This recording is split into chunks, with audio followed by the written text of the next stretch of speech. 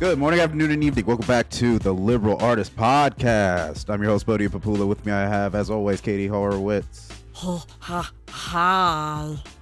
And Andy Gibby Gibson. Barbenheimer. It's upon us. It's the most wonderful time of the year. Come on, Barbie. Let's go party. T-minus 24 hours before both Barbie and Oppenheimer drop in theaters at the same time. They're going to Droppenheimer.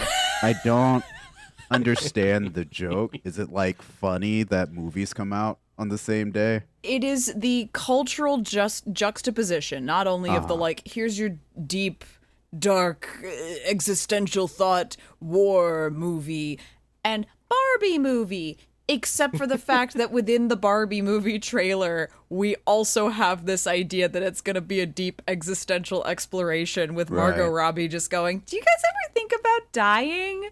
Record scratch. Not to mention somebody in scene work thought they were being smart by including the China 9 lines. And then that did not work out well that for whole them. mess. But no, the surface level, these two things wouldn't necessarily have a great correlation, except for the sort of just the internet latching on early on this year going that's kind of funny. And then, we got that trailer and suddenly we went, hot bet Barbie is going to be a deeper existential dive in questioning than Oppenheimer ever could hope to be. I don't know if that's true, but sure. I'm willing to put money on it. We're going to have to go and find out about it. I just think that, it's the universe pulling from the internet, because have you seen that picture of the beach houses where one is just solid gothic black design and the other's all pink and purple? Sure. It's that They're it goth came girlfriends. together. One is pastel goth, one is all black goth. What is pastel goth? What does that mean? Bless your heart. No. I can't help it. I'm Southern. No, basically just a sort of alternative form of traditional gothic where it is similar clothing vibes. Sometimes it's more punk, sometimes it's more Lolita goth, whatever actual style it is. It's just a different color palette. It's just pastels. Should not have Google searched that. That is horrifying. Oh. We're going to delete that search history. It's just really funny that we got a pair of movies on the same day that was just he was a punk, she did ballet. What more do I have to say? It's just a fun combo. And also Pikmin 4 is just I saw people trying to throw Pikmin into that grouping, and I'm like, no, you don't get to. Yeah. You'll have your time, Pikmin. The 21st belongs to Barbie and Oppenheimer. It's been a thing for several months, and if the internet can hang on to something for several months and not get sick of it, that's pretty impressive. Yeah. It's very funny because riding around LA, there were all the Mario movie trailers, billboards and advertisements and whatnot.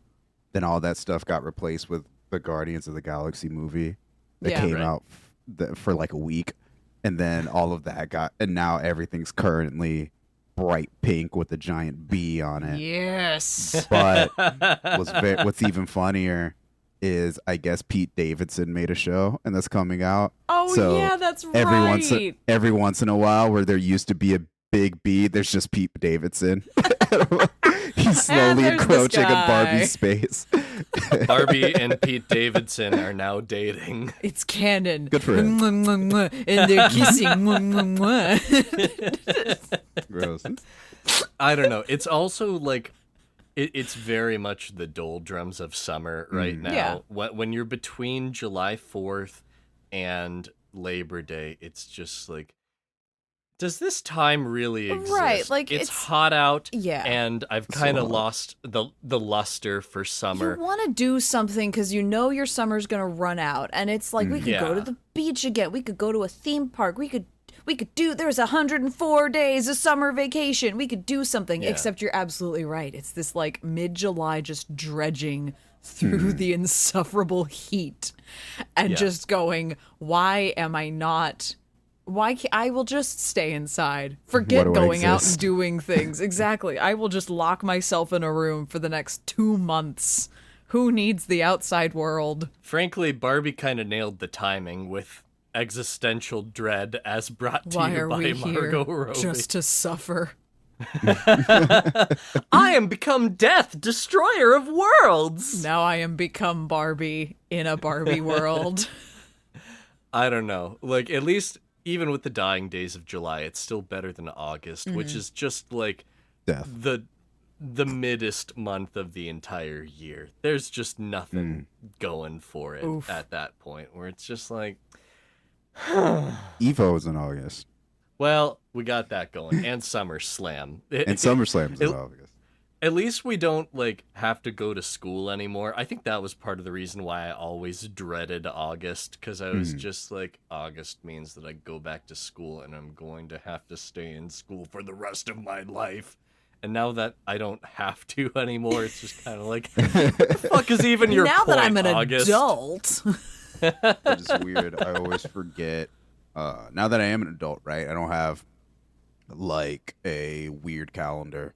I can life only is have a planned life around. for these 3 months. Oh, God. But like honestly, right? My life is no longer planned around the school structure. Yeah. The only thing I really have to look forward to is like events I plan for myself, and then I spend too much money, and I'm immediately sad afterwards. Yep. So The come down of the vacation. I always feel weird when I'm running around, and I'm like, why the fuck are there so many children here? Oh, right, they're not in school. Yeah. And now that we're... You damn kids. no, I it's have frustrating. places to be. Well, now that we're like near the end of summer, like we're talking about, this is when like the not as fun summer camps start, and like sports training starts back. Summer sports training starts back. Marching band in the summer, baby. Marching band in the summer for me and Gibby. That was wild. God wild help times. you all. I can't imagine. How did we live? How did we survive? Mountain Dew mostly. Mountain Dew! I brought a Camelback with me to marching band camp. It was just full of Mountain Dew Red. Gross. And yes, by the way, I was the coolest kid in school. Oh. There's a high school right down the road, a few blocks from me, and the kids do their track practice in the morning. Yeah. So I'm rolling out of my house at 7 a.m. and I see a bunch of shirtless teenagers just running across the street on my way to work. I'm like, cool, great. And There's always like a couple of stragglers though, where it's that like, Yeah. okay, yeah, here are your like jocks. Here are the guys that are like, they this is what they do, or like they've done this a couple of years. And there's always a couple. There are no jocks. I can tell you from looking at them. Oof. But then I also, at my place of work, I guess this is just the month when they have all the child volunteers. So I'm like running around work, and there are kids just in my way. And I feel very adult because I'm like, get these goddamn kids out of here. Just like push a whole group of them, like, I'm just like, part fucking the move. Red Sea of children. I have to measure shit. Is it just me, or do you feel as an adult a responsibility to dunk on the children at certain times?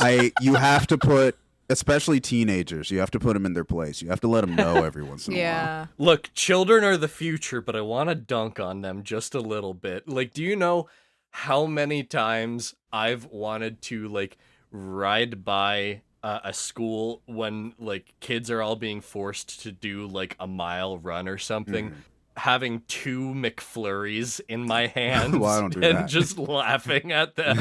Just like, you children are forced to run by the government and I'm eating ice cream at noon. No, it's never like that level, but I do like agree with one of Ian's philosophies on children is no, you should bully your kids. Not like me, not like me, mean. not like mentally scar Not, them. no, exact, but like No. you gotta let them know. You can't just like not just like tell them yes all the time, but also just like no, like you're you're being kind of a dumbass right now, and this is a little stupid, and I'm gonna call you out on it. Like, I don't want to like hurt your feelings like painfully and irrevocably, but Right. like No. you're Lightly roasted and toasted. you're not as you cool know? as you think you are, my guy. It's Calm something I your used tits. to do, especially with like elementary school boys. Right. Yeah. I can't do it Yeah. with girls because I'm a boy, and that would be abuse and very uncool. But every time you have a little elementary school boy he starts acting up, you just pick him up, turn him upside down, shake him a little bit. Not enough to hurt him. You just little, Just like grab him by the leg. Wobble, wobble, Yeah, wobble, you just wobble, wobble. grab him by the ankles, and you go woogity woogity woogity woogity. And all of his like gold coins Yeah. drop out All of his, lunch pockets. money comes Yeah. out of his pocket. You don't take the money. But you do make him pick it up. This is You see the healthy bullying. Yeah. The difference is that like I was an extremely tall child, so they had a lot harder time doing. You do it that to the tall me ones because- too. Well, they tried, and then they needed back surgery. No, afterwards. is that I Sonic work out. It's Boom? fine. The Sonic Boom clip with Knuckles is like, that's why you gotta find the biggest one in the yard and beat him up. Knuckles, that's prison. I didn't say beat him up. I just said shake him a little violent, not very violent. Yeah. You just gotta shake him Yeah. a little bit. Hey, parents out there, if you're Shake your kids. listening and your kids being a little shit, Shake your kids. Bo will come to your house and shake your children For a nominal you. fee, I will come to your place and He's shake an your expert, children. apparently. I'm pretty good at it. Just shake your kids time to time. I got seminars. You want to You pay for heard it that? here first. When's the book coming out? Next summer. Wow. I couldn't, Barbie and Oppenheimer are coming out. I didn't want to like compete with that, You didn't want to step on their toes. You gotta let the little Exactly. guys get a win once Yeah, in a every while, once in a you while, know? you gotta let them drop nukes on pink houses. I don't know what The those little movies are about. guys like Christopher Nolan and Greta Yeah. Gerwig. Yeah, they're coming up. Those indie kids. Those are Those up and comers. they just, they get a camera and a nuclear bomb, and you just can't wait to see where the careers go. There's no CG in that movie. There's no CG effects. So for all CG we in know, what movie? Oppenheimer? yeah. Yeah, all bombs, all real. Mr. Nolan, did you drop a nuke? Mr. Nolan? Like, he has refused to comment on it. Well, okay. Practical effects for the win, Yeah. says Christopher Nolan. Yeah. Cool. So let's move on to the main topic. One of the reasons Kaylie is one of my best friends is she's one of those gig Disney kids. When you usually ask a Disney kid, "Yo, what's your favorite property?" I like Aladdin, I like Little Mermaid, blah blah blah. Kaylie will pick some weird straight to DVD movie. Atlantis, the Lost Empire. Hey, that one's not straight Treasure to Planet. DVD. That shit Yeah, slaps. you're Treasure right. Planet sucks. But she'll pick Wow. some weird, obscure. There's like, did I fever dream that one? And she's like, yes, and she breaks out the VHS and then talks about it for 4 hours. It is my gift. It is my She'll curse. just be like, "It's bed knobs and broomsticks time, bitches!" So we asked Kaylie. It's like, hey, Gibby and I have talked about TV shows we're passionate about. It's your turn. And what are you feeling? And she was like, "Oh yeah, Lilo and Stitch, the animated series." And I said, "What?" Cue the theme song.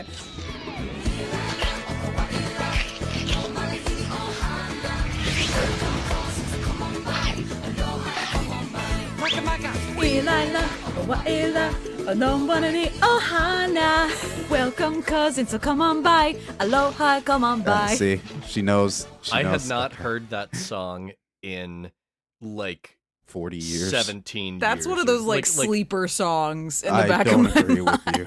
I don't know if you're right. I think it's more of a sleeper agent song. Maybe. Because as soon as I heard it, a part of my brain activated Right. that I hadn't felt in a long time. Like it was a secret code word and I was going to turn into an assassin or something. Okay, no, correction. That is what I meant by that. Not like sleeper. I mean, it also slaps, I think, but no, I think I meant sleeper agent in that exact way. So Like, Kaylie, there are things from early like 2000s Disney Channel that like you can play like 4 bars of, and I will immediately like revert. So Kaylie, what about this show specifically? When I asked, when you got the questions, like, hey, what's something you're passionate about? What's your history with the show? I've always Lilo and Stitch is one of those films. Like, I know there are people out there that are like they're Disney fans, they're Disney adults. Like Stitch is a like character personality for them.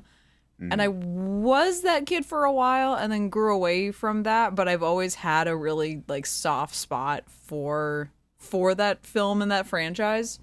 And the animated series was one of those things that's like, looking back on it, I'm like, it's not like incredible television, but it's fun. And it was fun, I think, sort of looking at the roster of things that Disney Channel had. It was fun because as a kid, it felt like this is the best possible way to still be able to experience like what was a really incredible and really fun movie and still feel like I'm getting that every Saturday afternoon, like to some regard, where this was the mid 2000s. Oh gosh, when was it? This was 2003-ish, 2004 is when the series hit Disney Channel, and then it ran for 2 seasons. But then they would play reruns all the time.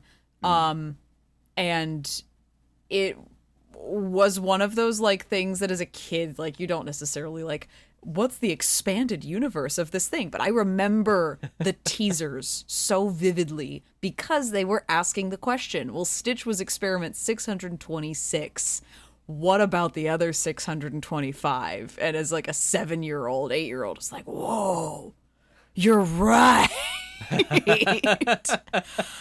They just took one thing from like the script and were just like, yeah, like as a way to come up with a series like continuation, like make a television serial out of a singular movie. That's a really great idea because everything else on Disney Channel was, you had some great animated shows that were running, but they weren't built on any existing Disney properties. Like they were just generated and greenlit in-house for Disney Channel, or they were live action shows, which as a little kid I wasn't super into. Like I watched Lizzie McGuire kind of, but not really. Sure. Like why would I watch live action? Right. I already live in live These are action. teenagers. I don't care about them. I'm 8. Fuck them kids. Fuck them big kids. I'm just here for the cartoons. So I'm usually the one who keeps the conversation on track, right? Yes. We're gonna come back. I was doing I keep this on track. We're coming back to this. We're coming back to it. But I was doing a little mid-pod research, and I happened upon the promotional billing for, or the promotional art rather, for Lilo and Stitch. You know, when you go to the movie theater, they have all the arts for the movies, and they're like, okay, I want to watch that one, I want to watch that. Like the original Lilo and Stitch, like movie marketing campaign. Yeah. It was so good. So this is an audio medium, so I have to describe this. I just shared it with my friends. Oh, the poster. Yeah, it's the poster, right? And you got Stitch there looking cute but a little freaky. And we have like a bunch of classic Disney characters looking down on him from the top, except for Ariel, who was like fucking bounced. She got knocked off that rock in it, like that was, I remember that very specifically from the campaign was replacing classic Disney scenes with Stitch, like interrupting in some way, and I think it's that he pushes Ariel off of the rock in part of your world, or he flips the boat. Sure, that's fun, that's fine, and that's whatever. Yeah. Somebody tell me why Jasmine is giving Stitch the sex eyes. Because in their what are teaser, you about to say? In their teaser for the one they did with Aladdin, she's on the carpet with Aladdin. They're singing a whole new world. They're flying in the sky, and then Stitch comes like cruising by in the little ship and like rolls down the window and has this whole little bit where he's like, "Hi, baby." and then like cut to she's in the ship zooming off with him, I and do not Aladdin is on the appreciate carpet the words you going, just said to me. "Hey, get your own movie." I am not a fan of the scenario you just painted for my brain. TLDR: Jasmine is a furry. No. No. Oh God, stop. I also appreciate the fact that in continuing with this theme on this poster, Aladdin has a face that carries more disgust in this single frame Stitch than tried to any steal his Broadway girl. or Oscar-winning actor could ever carry. That's the face those knights or whatever dudes had during the Street Rat song. Like Aladdin's never felt those emotions to anybody else, but he channeled that. Riff raff. He's never seen. He's never seen like something that disturbed him as such, and also filled him with pure vitriol for another living creature. Aladdin doesn't think Stitch deserves rights, and you can see it in his eyes. Aladdin doesn't respect Stitch's inalienable rights. How can he have inalienable rights? He is an alien. Okay. I Can just we get don't back think on track? illegals should be able to come in and fly their spaceship. Jesus. Are we turning Aladdin into Lex Luthor all of a sudden? Make Agrabah great again. No. Oh, God, please, I have things I want to say about this show and this medium and this style of spin-off. No, but honestly, Wait, sorry, I just thought of something awful.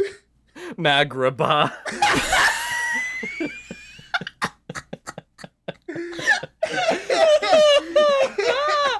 No! Mag-Aladdin. We've come full circle, especially considering there's politicians on that side that have talked about protecting the United States from Agrabah. I'm sorry that I was just like, can we get back on track? And then went, wait, I've got a dumbass pun. Can we get back to politics, please? So there is no Stitch X Jasmine fan fiction in Lilo and Stitch, the animated series. No. Why did you have to think about that? Well, not in the series. I was going to say, just probably don't go on FFN or AO3. Okay. Well, because there's like four crossovers in this show. There's 4 crossovers with other TV show promotions. Okay. You had like the Proud Family going on vacation to Hawaii. I think I saw American Dragon. Jake Long popped into it. There was One Random One and Kim Possible as well, which I was just like, all right, hold up, because the one clip where they mention her that I saw beyond just like being in an entire episode was just like, look, it's teen spy sensation Kim Possible on the cover of a magazine, and I was just like, is she famous? Wait, isn't this a double life?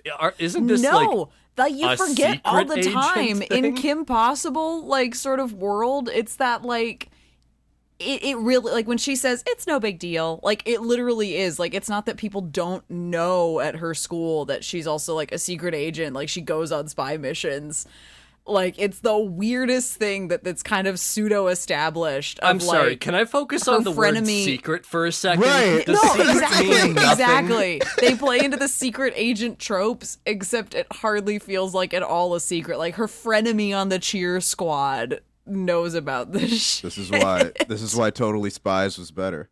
I mean, yeah. Yes and no. Everybody knows that was one of those where it's like, this is an excuse for fetish episodes, and I hate that, but I really love these characters. Stop doing these things to them, That's please. a whole different episode. I just wanted to talk briefly about the not-so-secret agent. I'm sorry. It's just like making a high schooler a member of SEAL Team 6, right? And everybody at school knows that you killed Osama. Like, we're kind of missing the plot here. And you think the naked mole rat is the weirdest part of that show? Think again. Okay. Yeah. So Lilo and Stitch, the animated yes. series. But no, Lilo and Stitch the series. Basically, you have Lilo and Stitch. You have strange, oddball little girl meets stranger, kind of evil, mostly just chaotic, weird little alien gremlin, and they become best friends. And happy ending, resolved, great. They're building a life together, rebuilding. You see that in the credits, and then we get Stitch the movie that sort of puts us back into the world of like, what's new normal look like as we're living on Hawaii and just vibing. Except now here comes the introduction of a new villain, Dr. Jacques van Hamsterwiel, who Gantu has the biggest demotion I think I have ever seen in a cartoon ever. Like, this man was captain of like the Galactic Federation's like lead ship. Like, he was like hot shit and is now the butler henchman for this weird little gerbil man.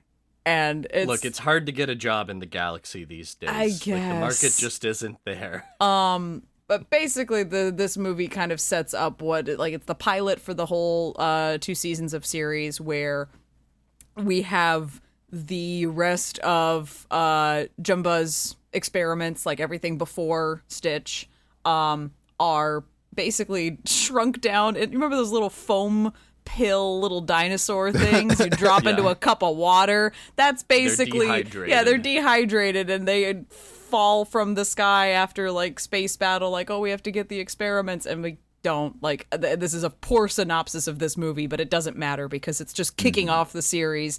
All of the little pods go flying across the Hawaiian Islands. Everything is wet and they all activate. And you've got all 624 of these experiments running around all over the place, and we have to catch them all and teach them to be good, like we taught Stitch to be good. And yeah, it's Pokemon, but like friendship arc. I want to talk about that because you're absolutely right. This show is Pokemon, and I realized it as I was watching this show. A bunch of like small. It's Pokemon, but Monster of the Week. Elemental creatures. Yes. That are put into these small balls for transport and for storage and for lockdown. Yeah. And then they all go everywhere.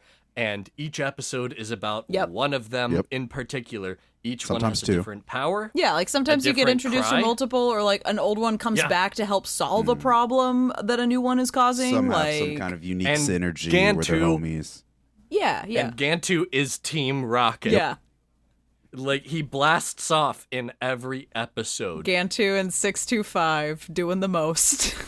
Like, Lilo and Stitch are just Ash and Pikachu with better communication skills. Yeah. Like, this show is Pokemon, which I think is why it works, because like from a setup perspective, we talked about this show, and in the grander scheme of things, the adventure continues stories, TV show spin-offs that take the original cast and keep them around instead of doing something brand new with a side character like they did with Frasier after Cheers. This is like same cast, same universe, extended story, DLC basically. Which doesn't always work, because Disney also had a similar bout of other cartoon series that did same character, new stories. We had a Little Mermaid series, we had an Aladdin series, we had a prequel Hercules series. Yep. And then you saw the attempts of the direct-to-DVD sequels of the Atlantis and Tarzan sequels, where it was that... And Mulan.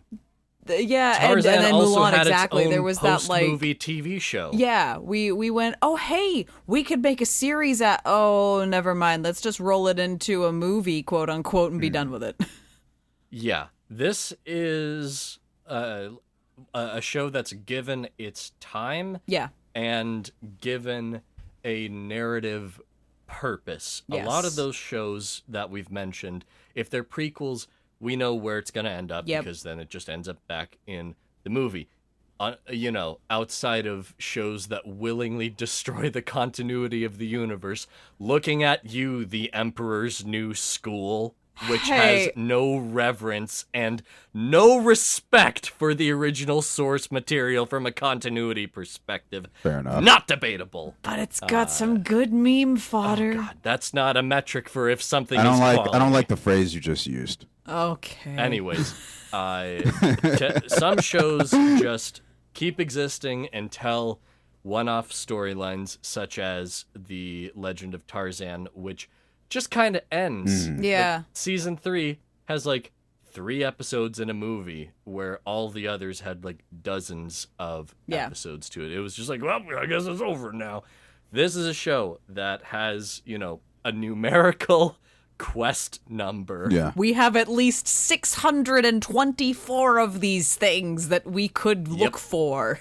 Yes, you could. So while they are technically, ongoing as long as they like and as long as they please, you have a sense of progression. Just like Ash trying to catch all 151 Pokemon before it expands again into 350. Thought you caught them all? Psych! Into 1,072 or however many of those little shits exist now. Say psych right now. Say psych right now. The principle is there in that they are getting one at a time. Yeah. And they give themselves enough time to flesh it out.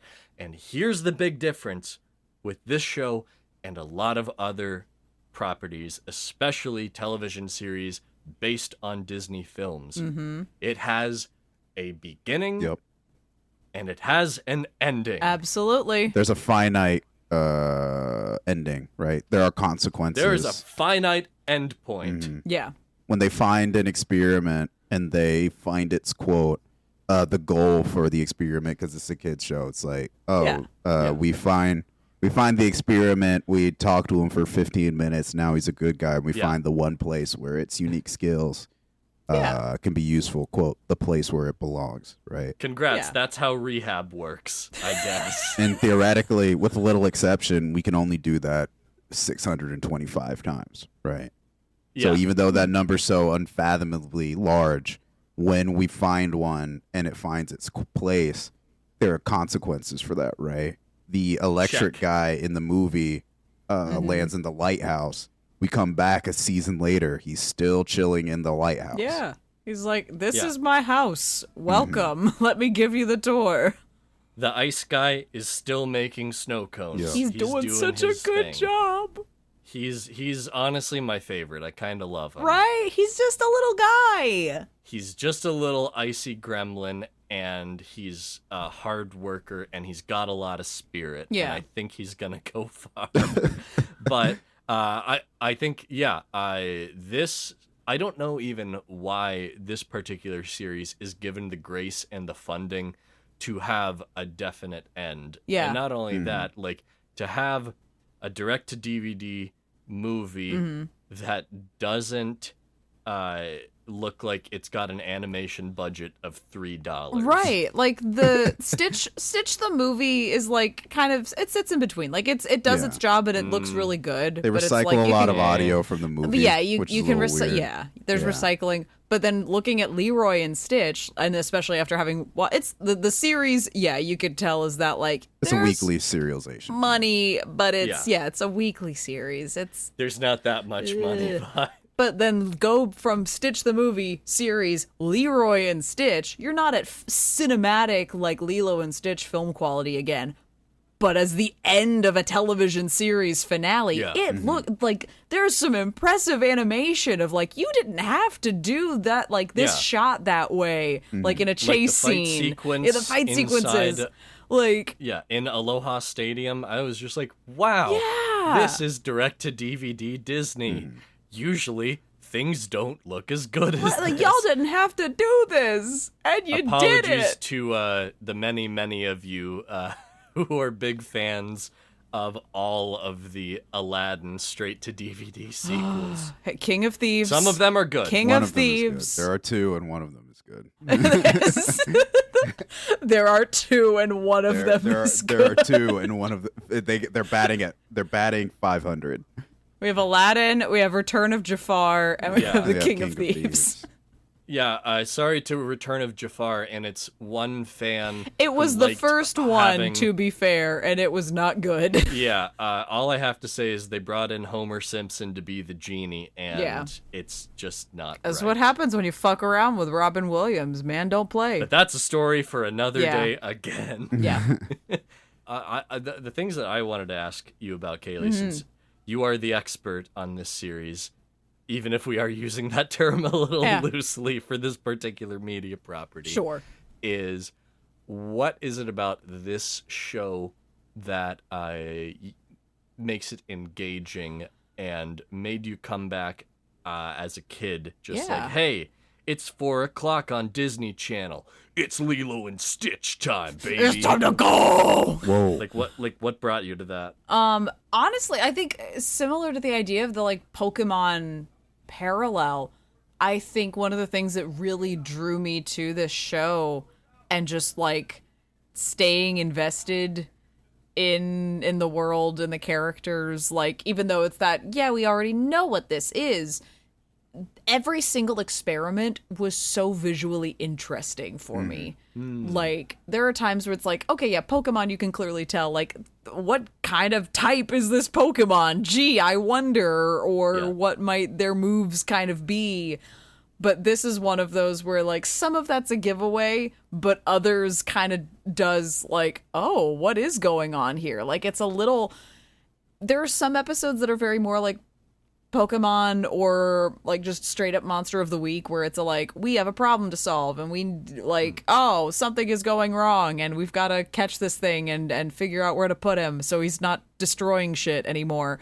But then there are others where it's that, hey, weird shit's happening around town and we don't know what's going on, and there's a little more mystery. There's some investigation that you have to do to figure out like what's causing the problem and how do we work backwards from this, and just sort of playing with how you figure those things out. So like it's formulaic but still shaken up enough, and then at the same time each episode and each experiment that's focused on feels very different from one another. Like you can also like you can look at a lineup of them and tell like, right, you're this guy, you're this guy, you're this guy, even if you don't remember all of like Lilo's little names for all of them, which are really cute. And that was another sort of just like, this is endearing. I like that she's giving all of them names.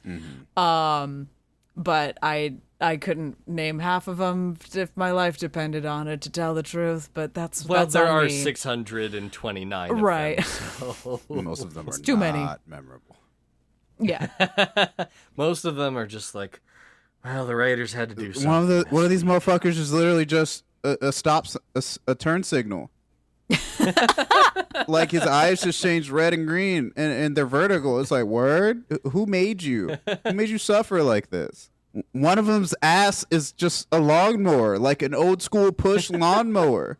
That's hell. Shout out to the fact though that like, along with all these cutesy ones, they also have freaks. Like, right? Like total motherfucking freaks, like Squiddly Diddly over here, like the weird octopus like kraken looking thing, or like just the gigantic crab. I'm just like, that one, I like that crab one. people.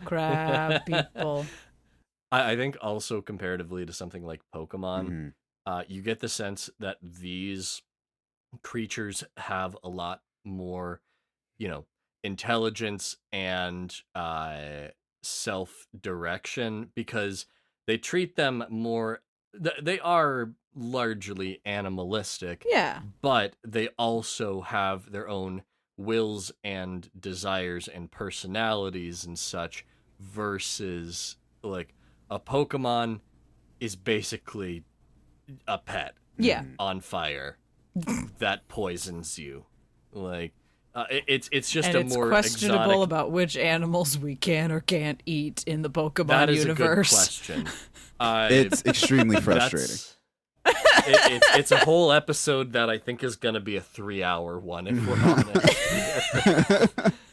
But I think adding that element of intelligence and of like desire for evil makes them far more interesting than just like Agron or just like Pidgey. Well, it makes them so much more relatable, right? Because Pokemon, they go out of their way. Pokemon is ultimately a kid show, but a kid show about violence. It's dog so fighting. Pokemon are intelligent animals, right? So when Pokemon are violent, it's not supposed to be their fault, because if there's any sense of malice behind a Pokemon, all of a sudden the whole vibe of the show changes, right? Yeah. Can you imagine if we gave sentience to like Pokemon are sentient? They just Garchomp? are all good. It's not Pokemon who are evil. Pokemon don't kill people. People kill people. Is effectively the mission statement for Pokemon Company. You grew that Magikarp up into the time when it was a Gyarados, and then you armed it with a Hyper Beam. Yep. At that point, he's just going to be like, well, that's it. I'm going to destroy the East Coast. Later. But with what's endearing about these characters is that even though they're all on average given like the intelligence of a child, of like a 7-year-old, right? Yeah. Which an evil evil child. But again, you sit them down and talk to them for 2 seconds. They're like, all right, bet I'm just gonna make French fries all day, right? Hell yeah. You just shake them, right? Yeah, just shake them a little bit. That's what Stitch does. He grabs them and he shakes them a little bit. He does. Tosses them, you know. But he says a little bit of gibberish, and there you go. Then you shake That's them. Then you just shake them. But like that's another characteristic to Kaylie's point that makes these things endearing, right? Because there is intelligence there. They're not mindless animals. They're tiny. They're tiny people with superpowers. And then basically, what's this one look like? What's this one do? Right. Like, and as a kid, you don't necessarily like read it that same way, because you go, oh, but they're little aliens, and like Stitch is kind of a dog, so they're like animals more than anything. But yeah, like looking back at this show, it is that no, these are weird, like little creatures with the intelligence and like mental capabilities, like mental capacities of like a small child. And exactly, like that's sort of like how Lilo like recognized, oh, well, how did we get Stitch to be good? Like we just had to show him that's like it's fun to not be destructive all the time. Like life is beautiful and you don't have to destroy everything. Can we talk about the reality of the show for a second? Oh my god, I want to talk about that so bad. It's so living weird. on this island with all of these weird little guys. Yeah, they see Jumba and Pleakley are characters who are very obviously aliens. Pleakley is a cyclops. He puts on a dress and people just see him as a lady. In the movie, and he's working it, bitch. In the first movie, Stitch has a little comedy of error situation. And somebody's like, oh, cool, we need to cut this pineapple. And Stitch jumps on the table, breaks out a chainsaw, and cuts the table in half. And the reaction... He's not wrong. Well, the reaction of the adults is not, oh, God, this terrifying rabbit koala has a chainsaw. It's, I told Lilo no pets. It's like, hold on. Are we not going to talk about what just happened here? Yeah, can we talk about how fucking Myrtle, this little ginger asshole, is completely blind to the fact that there's a gigantic 10 She has seen aliens. Right. She's seen them multiple spaceships. times. She willingly gaslights herself. She lives in a town where aliens basically run shit. There's 600 of them little motherfuckers running around the same town. They're all just weird They dogs. run the water. Right. They run the retail. They run retail. They run the water. There's like 5 of them at the movie theater. The governor is an alien. Right. And she's like, I don't believe you, Lilo. It's like, what are you talking about? Your dog is one of them. New prescription on your fucking glasses, you little bastard. They fucking got her in the last episode / movie, Lilo and Stitch. Lilo's having her sad moment because all of her friends have left. And she runs into the school bully girl, Myrtle, and her group.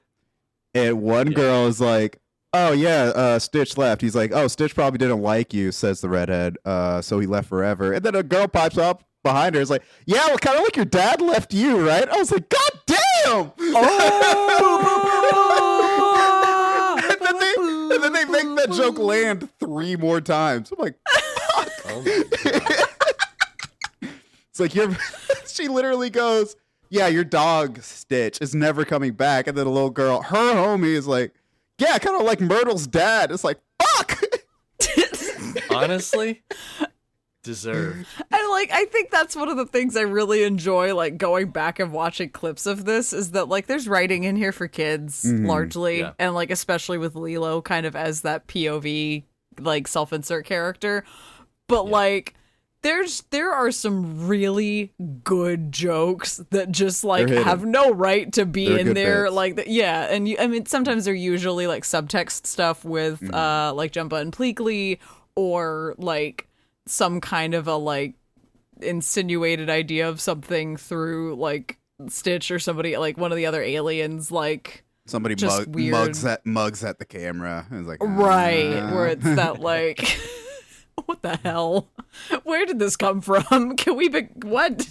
Moving on. I just like that Pleakley is essentially like a proto Roger from American Dad. Yeah. Like, wow. He's like Roger, but for kids. Oh God, I never put that together. You hadn't thought about? Oh, I see memes all the time where it's like Pleakley walked so Roger could run.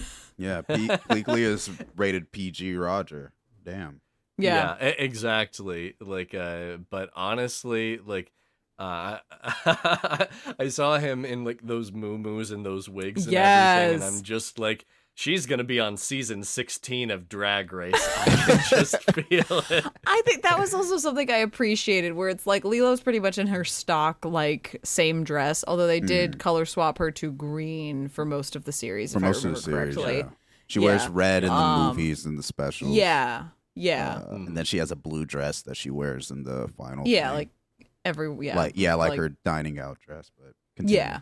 But like Pleakley and Nani, I think, are the two characters that's like they get different clothes. give this strange alien man Nani a new do every week. Nani, our 19-year-old home-owning high school dropout mother. And she's making it work, who can though. just fix her house after it gets destroyed by aliens and be like, yeah, whatever, I'm going to work. Working at a hotel. Man, 2003 was a wild place. You could be you could be a hotel receptionist and like own land in Hawaii, on Kauai. Her parents died and she got the deed. She has power. They are not lacking for food. They feed 5 people.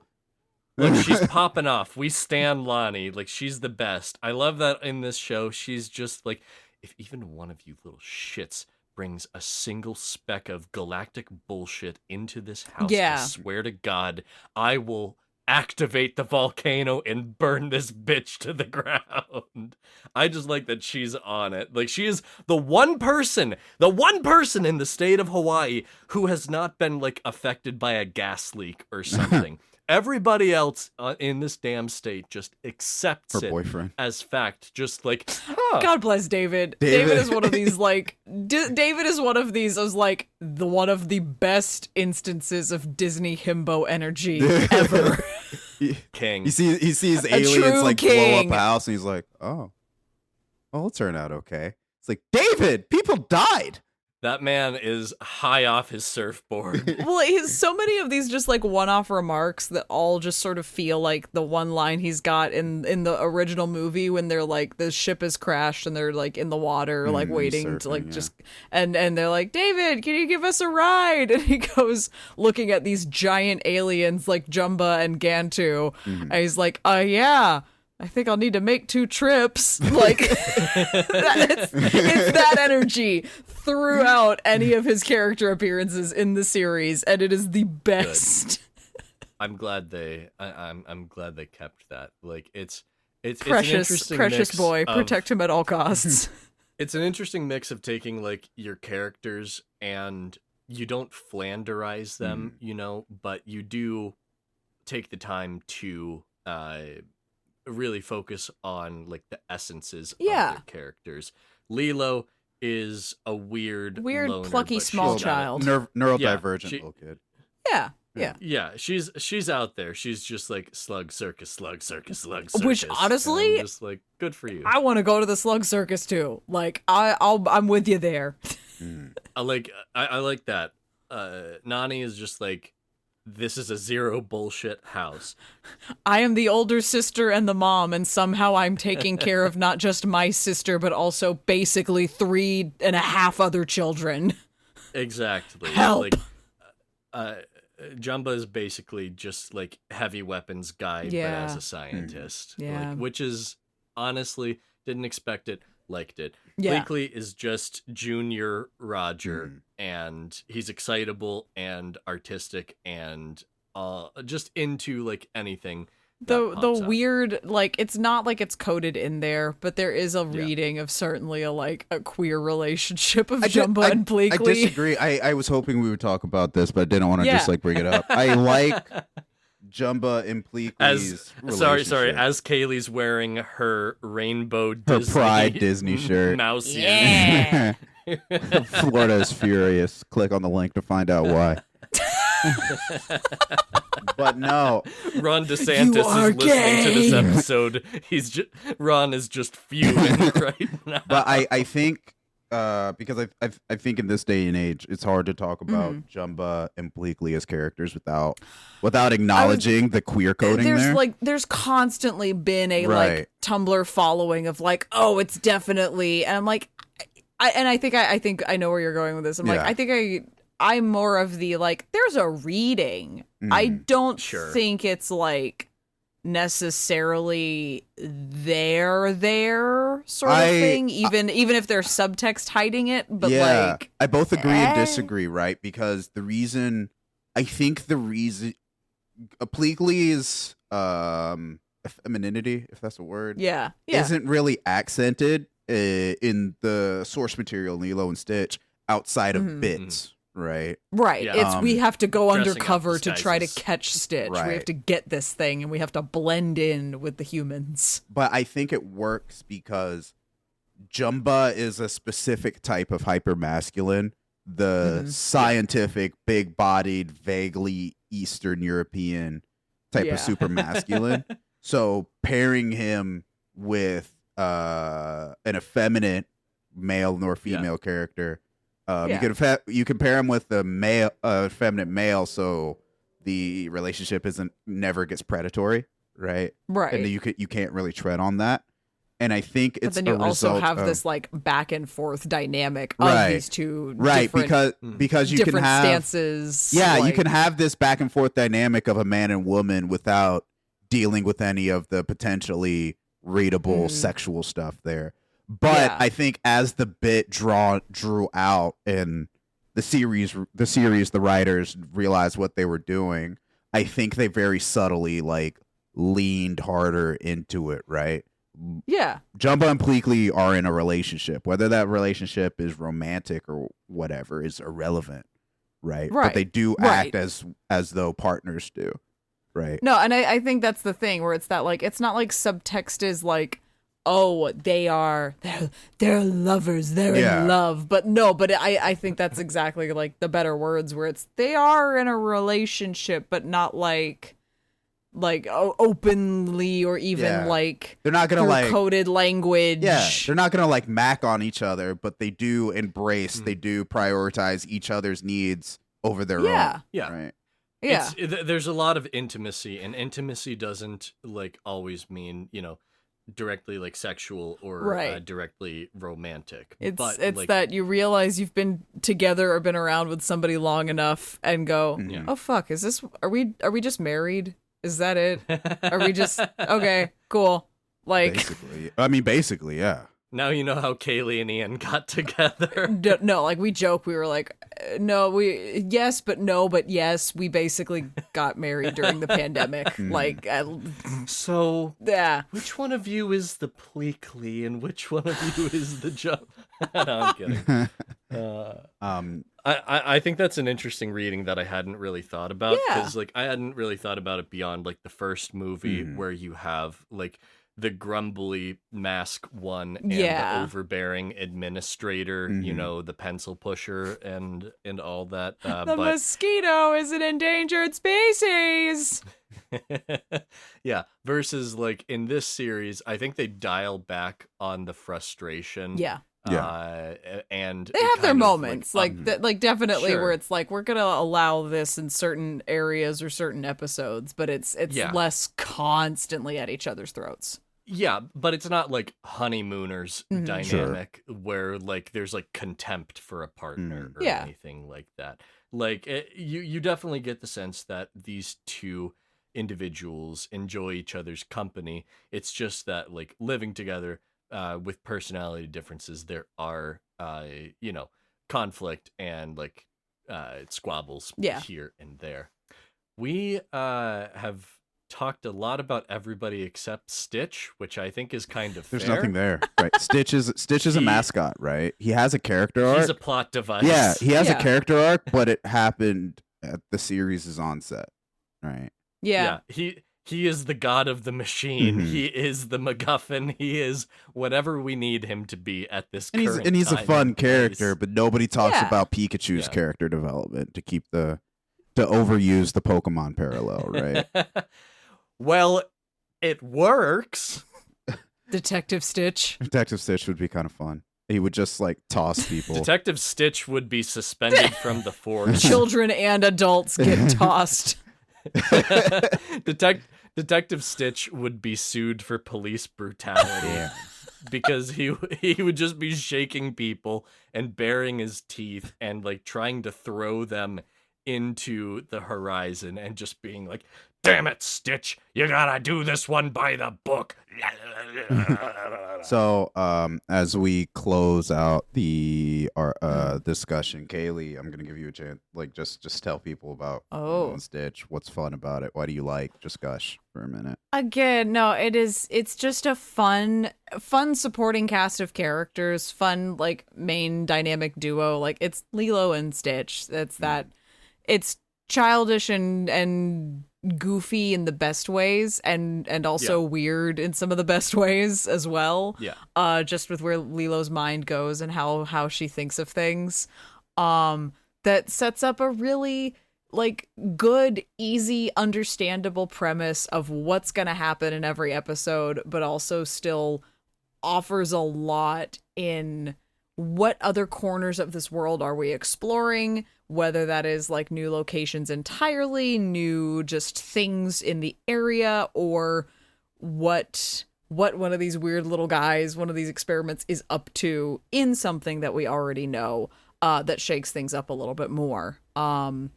As well as building very nicely a through line.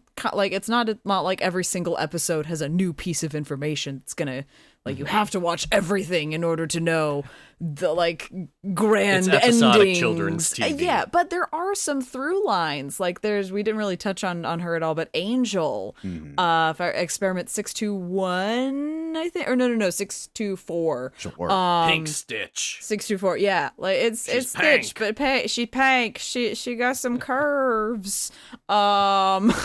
Gross. And like she's one of those characters that appears and then makes some reappearances here, kind of like a Stitch love interest sort of thing. 625, Ruben only is interested in making sandwiches. Exists only to annoy and support Captain Gantu while he's being hounded for being an idiot and incompetent by Dr. Hamsterville from prison. 625 is just there with him through the whole thing. It's also Rob Paulson, and I fucking love this man to death. Rob Paulson. This has a pretty great cast. Yeah, no, I didn't even mention the voice cast. Like, not every single person came back from the movie to do the series, but it's pretty impressive. Yeah, the folks in the cast, like, regardless of if they were there from the beginning or not, like, do such a great job with these characters that I think this is also, again, because of that like investment and that just like fun and sense of enjoyment that you can kind of feel running through most of this, it makes me less upset to hear different voice actors taking on these roles, where so often when actors don't come back from a movie to a series, no matter how hard imitation or replacement tries, it doesn't quite land the same. Whereas here, I'm like, I don't mind, honestly, that, like, there's a marked difference between one version of a character or another, because it works for what's happening, and maybe it's not the same, but oh well. But yeah, no, like just great characters, great voice cast, simple to understand, but also like somehow, despite us comparing it to like Scooby-Doo, Monster of the Week, Pokemon, there's something weirdly unique about it in a way that I can't like describe other than just kind of a weird lightning in a bottle for mid 2000s like Disney Channel, when it was that, yeah, we can just here, give us time to come up with all of these different things and we can fill a whole world of like Stitch but not Stitches. And that's sort of what you get through this like colorful cast of little experiments to chase down. And it's why I think I used to have a poster of all of the ones that were featured in the show, like in kind of a lineup of like number, name, and just sort of like height chart, I think, for some of them as well. Yeah. Short. Yeah, no, and it was just the like seeing a world that was beautifully rendered and beautifully done in film further explored and done justice through that exploration, because like there was so much that we weren't able to see in one movie. Here's everything that we can go look at now. I love that kind of stuff. Like it's why I love Kingdom Hearts. It's why I love so many of these things that take what you are familiar with, but then take some fun, take some liberty with, now what else is here if this is already here? Yeah. Like what else is there to see? And with Lilo and Stitch the series, there's pretty much all of Hawaii to see with aliens. That's it. Did you know that the story continues even further? What, like post Leroy and Stitch? Yeah, there's the yes. There's Stitch has a glitch, right? Ooh, Is Kaylie, next, Kaylie, or is Kaylie, it? Kaylie, No, I Kaylie, just Kaylie. forget the order of the lineup of the rest of the Lilo and Stitch movies. Kaylie. There is the 2017 spin-off, Stitch and I. Oh, that's right. Spelled AI, where years after the show, Stitch gets dropped off in China with a little Chinese girl who looks suspiciously like Lilo. I heard about this. That's and right. Jumba and Pleakley move to this Chinese place, and we do the series, but with the Chinese family as opposed to Lilo. Sure. The story continues. There is Stitch with an exclamation point. Yeah. The 2008 sequel, many years after Lilo and Stitch, where Stitch, Jumba and Pleakley, for reasons, moved to Japan. Oh, sure. With just a Japanese girl who looks oddly like Lilo. Wait for it. And Lilo and her daughter show up for an episode. They don't take Stitch back. Whoa. Yeah, Lilo and her daughter, who happens to look exactly like Lilo did at that age. Fascinating. Who did Lilo fuck? I don't know. I'll never tell. Only Japan knows. But I don't know. It's like the Toph. It's like who's Toph's baby daddy? Doesn't matter. Yeah. She says the name of both Here of their dads at one point, right? Yeah, but we don't know them. We don't know them. Yeah. They have names. Because we kind of don't need Exactly. to. I'm not going anywhere with that knowledge. I just found it funny that I found two more Asian specific Lilo and Stitch ripoffs. I knew there was Lilo and Stitch. There's Lilo and Stitch 2. Stitch has a glitch, Sure. and then I knew and Leroy and Stitch, and then I think there was like one more, I think, or maybe it is that Stitch exclamation that I'm thinking of. But yeah, no, I forgot about the Chinese adaptation of it. Right, I totally forgot that was like a series spinoff. It's very funny. Anyway. Yeah, I just want to take this moment to complain that there is a live action remake movie of Lilo and Stitch in the works. Production. Well, not actively in production. Not right now. Not it might right get canceled. now. Maybe we'll talk Cross about your the fingers. surrounding things later. But I just want to say, on behalf of the liberal artists, we denounce a live-action Lilo and Stitch. We do not support it whatsoever.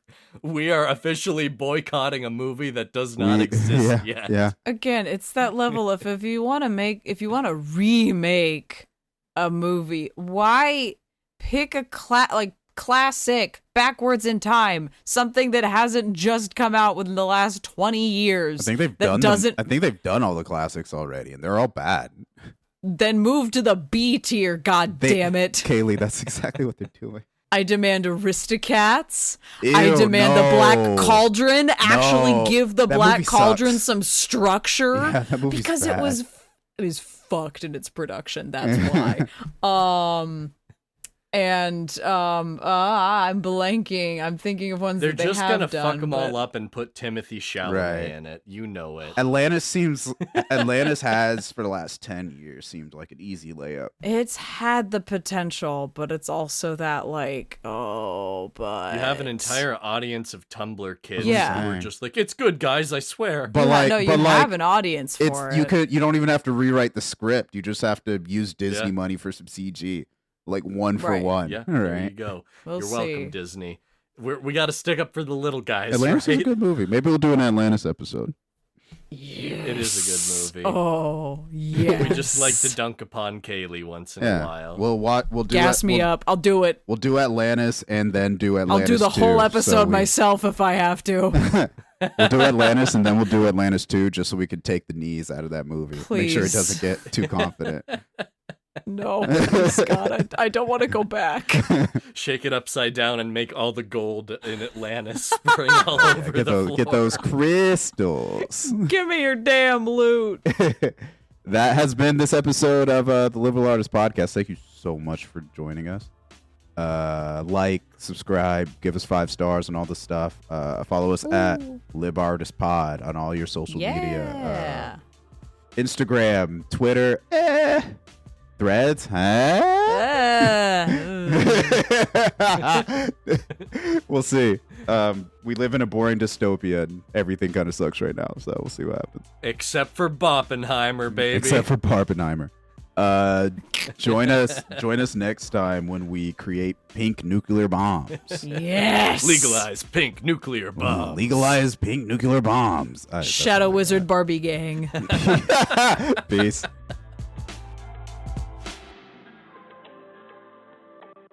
The Liberal Artists Podcast premieres every other Thursday on your favorite podcasting platform. The show is hosted by Bodio Papula, Kaylie Horowitz, and Andy Gibson. You can find the show at LibArtistsPod on Instagram and Twitter.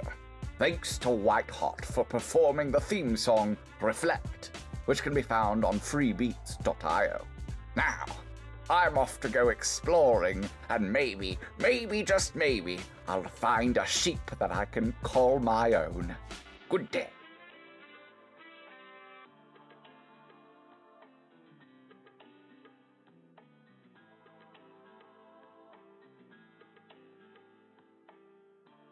Shadow Wizard Barbie Gang was very good. That was better than everything I was saying. Shadow Wizard Barbie Gang. I'm a Barbie girl in the Barbie world. Shadow Wizard Barbie Gang. We're all Barbie girls. The world is plastic and it's fantastic.